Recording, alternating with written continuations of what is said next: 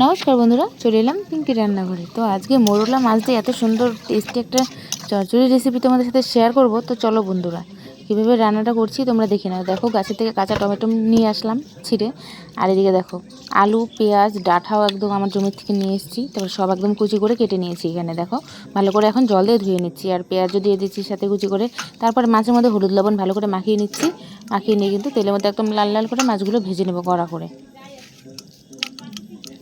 আর হলুদ লবণটা কিন্তু একদম ভালো করে একটু মাখিয়ে নিতে হবে, কারণ তা না হলে কিন্তু ভালো হবে না। তারপরে দেখো, কড়াইতে সরষের তেল দিয়ে মাছগুলো কিন্তু নাড়াচাড়া করে ভেজে নামিয়ে নিয়েছি। আর এদিকে তারপরে জিরে ফোড়ন দিলাম তেলের মধ্যে, দিয়ে সবজিগুলো আমি ঢেলে দিলাম। ঢেলে দিয়ে কিন্তু নাড়াচাড়া করবো।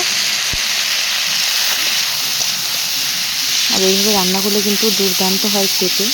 আমি এখানে কাঁচা পেঁয়াজ, একটা গোটা পেঁয়াজ কুচি করে দিয়ে দিয়েছি। আর ডাঁটা দিয়েছি, আলু দিয়েছি, টমেটো দিয়েছি, কাঁচা টমেটো।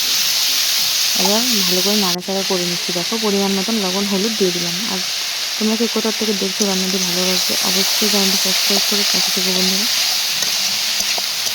তো দেখো, পরিমাণ মতন যতটা লাগবে হলুদ লবণ দিয়ে দিলাম। দিয়ে ভালো করে এখন মশলাটা করে নেবো এদিকে। আর এদিকে সবজিটা কিন্তু নাড়াচাড়া করে ভেজে নিলাম। আর লঙ্কা বাটাটা দিয়ে মিশিয়ে নাড়াচাড়া করে কষিয়ে নিলাম বন্ধুরা। তারপর পরিমাণ মতন ঝোলটা দিয়ে দিলাম। দিয়ে একটুখানি ফুটিয়ে নেব। কারণ সবজিটা নাড়াচাড়া করতে করতে কিন্তু নরম হয়ে গেছে। তো এখন কিন্তু বেশিক্ষণ আর জাল করতে লাগবে না, দেখি বোঝা যাচ্ছে। দেখো বন্ধুরা কতটা। আর এদিকে দেখো, 2 কোয়া রসুন নিয়েছি আর কালো জিরে নিয়ে একটু জল দিয়ে ভালো করে এখন বেটে মিহি করে নিচ্ছি। এই বাটাটা দিয়ে নামিয়ে দিলেই কিন্তু আমাদের চচ্চড়ি রেডি হয়ে যাবে বন্ধুরা। তো তারপর দেখো, গরু মাছটা দিয়ে দিয়েছি